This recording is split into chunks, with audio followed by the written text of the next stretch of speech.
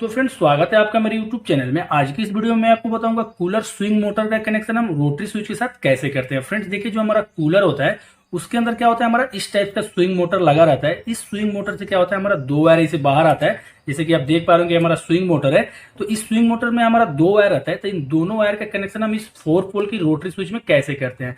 Friend देखिए, एक हमारा ये रोटरी स्विच है जिसमें कि हमारा ये 4 पोल है। फ्रेंड देखिए, ज्यादातर कूलर में क्या हो रहा है, आजकल रोटरी स्विच लग रहा है, मतलब फैन मोटर के लिए भी, वाटर पंप के लिए भी, स्विंग मोटर के लिए भी। तो वहां पे इस स्विंग मोटर का कनेक्शन हम रोटरी स्विच में कैसे करते हैं इस वीडियो के अंदर मैं आपको बताऊंगा। फ्रेंड बहुत सारे कूलर में क्या होता है, इस तरह का वन वे स्विच लगा रहता है। फ्रेंड देखिए, ये हमारा वन वे स्विच है। तो ज्यादातर कूलर में भी वन वे स्विच भी यूज होता है स्विंग मोटर के लिए। तो इसके साथ स्विंग मोटर का कनेक्शन कैसे होता है, इसी वीडियो के लास्ट में मैं आपको इसके साथ भी इसका कनेक्शन करना बता दूंगा। तो हमारे इस वीडियो को लास्ट तक देखिएगा, उम्मीद है आप स्विंग मोटर का कनेक्शन करना सीख जाएंगे। फ्रेंड्स वीडियो को शुरू कर लेते हैं। वीडियो शुरू करने से पहले आपसे एक छोटी सी रिक्वेस्ट है, अगर आप हमारे चैनल पे नए हैं तो आप हमारे चैनल को सब्सक्राइब कर लीजिएगा, क्योंकि हमारे चैनल के ऊपर आपको इस तरह के इलेक्ट्रिकल वीडियो हमेशा देखने के लिए मिलती रहेगी। फ्रेंड्स देखिए, जो हमारा कूलर होता है उसमें क्या होता है, हमारा एक स्विंग मोटर होता है, एक हमारा वाटर पंप होता है, एक क्या होता है, हमारा फैन मोटर होता है। तो इन तीनों का कनेक्शन रोटरी स्विच में हमको करना होता है। तो फ्रेंड्स, इसके पहले हमने कूलर मोटर का कनेक्शन और साथ ही वाटर पंप का कनेक्शन रोटरी स्विच में कैसे होता है, इसके ऊपर भी हमने वीडियो बनाया था। उसका लिंक आपको डिस्क्रिप्शन में मिल जाएगा, आप चाहे तो जाकर वहां पे देख सकते हैं। इस वीडियो में आपको स्विंग मोटर का कनेक्शन बता दे रहा हूँ। फ्रेंड्स देखिए, जो आपका ये सप्लाई का वायर है, जैसे कि जो हमारा ये कूलर का मेन वायर रहता है, जिससे कि हम अपने कूलर में 220 का सप्लाई देते हैं। तो फ्रेंड्स, इसका कनेक्शन बहुत ही इजीली है, आप ध्यान से देखिएगा। और साथ ही में लास्ट में आपको इस स्विच के साथ भी इसका कनेक्शन करना बता दूंगा फ्रेंड्स, ठीक है। तो यहाँ पे देखिए फ्रेंड्स, क्या करना है आपको, जो यहाँ पे सप्लाई का एक वायर रहेगा और साथ ही देखिए आपको क्या करना है, जो स्विंग मोटर का यहाँ पे दो वायर है, इनमें से क्या करना है, आपको एक वायर को लेना है सिंपली ऐसे, और लेने के बाद क्या करना है फ्रेंड्स, इसे आपस में इसको जोड़ देना है फ्रेंड्स, ठीक है। आपको एक वायर को ऐसे आपका जो मेन पावर केबल रहेगा इसके साथ फ्रेंड जोड़ के क्या करना है, टेप को लगा लेना है फ्रेंड्स, ठीक है। तो यहाँ पे देखिए हमने क्या किया, इसमें टेप लगा दिया है। इसके बाद फ्रेंड्स क्या होता है, हमारा देखिए एक यहाँ पे पावर सप्लाई का केबल और एक हमारा क्या यहाँ पे स्विंग मोटर का केबल, दो केबल अब हमारे यहाँ पे बच जाता है। तो फ्रेंड्स देखिए, अब इसका कनेक्शन हम रोटरी स्विच में कैसे करेंगे। फ्रेंड्स देखिए, जो हमारा ये रोटरी स्विच होता है इसके ऊपर क्या होता है, हमारा कुछ नंबर होता है। जैसे कि आप देख रहे होंगे, इसका जो 4 पॉइंट है, तो इस चारों पॉइंट का अलग अलग नंबर होता है। तो जैसे कि फ्रेंड्स आप ध्यान से देखिए, यहाँ पे लिखा हुआ है L लिखा हुआ है, यहाँ पे 1 नंबर लिखा है, ये हमारा 2 नंबर है, ये हमारा 3 नंबर है। तो फ्रेंड्स, अगर आपके पास भी रोटरी स्विच है तो देखिएगा आप उस पर ध्यान से, तो आपको इसे नंबर लिखा हुआ मिल जाएगा। तो अब इसमें हम इसका कनेक्शन कैसे करते हैं। तो फ्रेंड्स देखिए, हमारे पास दो वायर है और हमारा रोटरी स्विच में इसे 4 पॉइंट है। तो चलिए अब इसका हम कनेक्शन शुरू कर लेते हैं। उसके लिए फ्रेंड्स आपको क्या करना है, देखिए जो आपका यहाँ पे L वाला पॉइंट रहेगा, एक हमारा 1 नंबर रहेगा, एक 2 नंबर, एक 3 नंबर। तो जो आपका यहाँ पे L वाला पॉइंट रहेगा उसमें फ्रेंड्स आपको क्या करना है, देखिए जो आपका यहाँ पे सप्लाई का एक दूसरा वाला वायर है, इसको आपको क्या करना है, जो फ्रेंड्स आपका L वाला पॉइंट है उसमें आपको इसे ले जाके जोड़ लेना है फ्रेंड्स, ठीक है। तो यहाँ पे आप देख पा रहे होंगे, जो हमारे L वाला पॉइंट था इसमें हमने क्या किया, सप्लाई का वायर यहाँ पे जोड़ दिया है।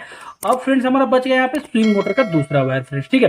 तो ये जो हमारा स्विंग मोटर का जो दूसरा वाला वायर है, इसको फ्रेंड्स हमको क्या करना है, देखिए जो हमारे यहाँ पे 1 नंबर है, 2 नंबर है, 3 नंबर है, तो हमको 2 और 3 में नहीं जोड़ना है, हमको क्या करना है, 1 नंबर में लेके इसको क्या करना है फ्रेंड्स, इसे जोड़ देना है फ्रेंड्स, ठीक है। तो फ्रेंड्स, इसका कनेक्शन यहीं पे खत्म नहीं होगा, मैं आपको एक चीज बता रहा हूँ फ्रेंड्स। देखिए अब क्या होगा, जब आपका रोटरी स्विच आप एक बार इसे ऑन करेंगे तो क्या होगा, ये सप्लाई यहाँ पे जाएगा, फिर आप कट करेंगे तो यहाँ पे कट हो जाएगा, और फिर जब आप ऑन करेंगे उस टाइम में भी क्या होगा, आपका ये स्विंग मोटर बंद ही रहेगा, मतलब चालू नहीं होगा।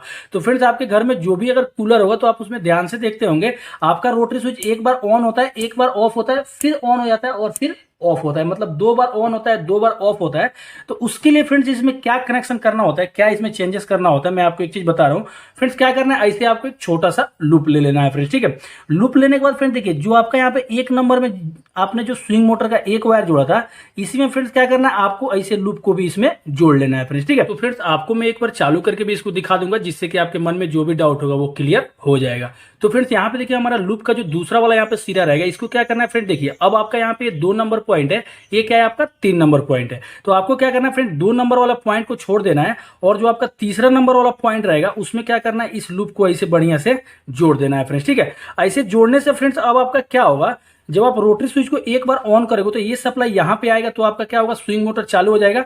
फिर जब आप एक बार घुमाओगे तो क्या होगा, यहाँ पे आएगा, तो इसका मतलब रोटरी स्विच का सप्लाई कट हो जाएगा। और फिर जब आप रोटरी स्विच को घुमाओगे तो ये वाला पॉइंट पे लग जाएगा, जिससे कि आपका स्विंग मोटर क्या होगा, फिर से चालू हो जाएगा फ्रेंड्स। तो फ्रेंड्स चलिए मैं आपको एक बार चालू करके दिखा देता हूँ कैसे हमारा काम करता है, और साथ ही इसके बाद मैं आपको इस स्विच के साथ भी इसका कनेक्शन करना बता दूंगा। तो फ्रेंड्स इसको चलाने के लिए हमने क्या किया, एक यहाँ पे स्विच बोर्ड लिया है जिसमें कि हमारा 220 का सप्लाई है, और जो हमारा ये कूलर का जो यहाँ पे जो हमारा सप्लाई है, जो कि हमने यहाँ पे पावर केबल जोड़ा है, उसका यहाँ पे प्लग है। तो इसको फ्रेंड्स क्या करेंगे, हम यहाँ पे ऐसे डाल लेंगे फ्रेंड्स। ठीक है, डालने के बाद फ्रेंड्स क्या करना है, देखिए आपको इस रोटरी स्विच को किसी भी चीज से इसे पकड़ लेना है। मतलब आपको इसे हाथ से आप पकड़िएगा तो क्या होगा, आपको शॉर्ट लग सकता है, क्योंकि ये तो कूलर में फिटिंग नहीं है। तो हम यहाँ पे क्या करें, एक प्लायर की मदद से इसको पकड़ के रखें। उसके बाद फ्रेंड्स क्या करेंगे, हम यहाँ पे सप्लाई को चालू करेंगे फ्रेंड्स। ठीक है, चालू करने के बाद फ्रेंड्स देखिए अब हम रोटरी स्विच को यहाँ से जब घुमा रहे हैं, देखिए हमारे यहाँ पे स्विंग मोटर चल रहा है।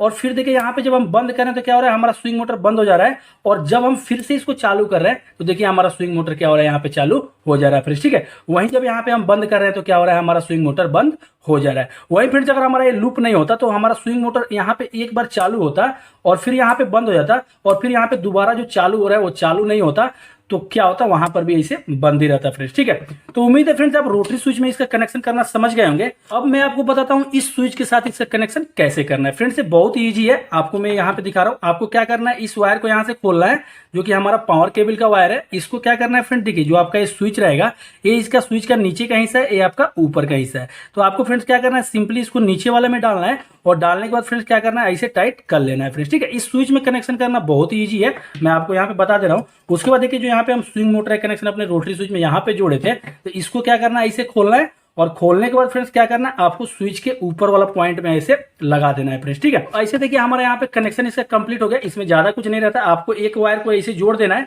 और एक सप्लाई का वायर लगा आपको यहाँ पे जोड़ लेना है, और जो आपका स्विंग मोटर का एक वायर रहेगा यहाँ पे जोड़ लेना है।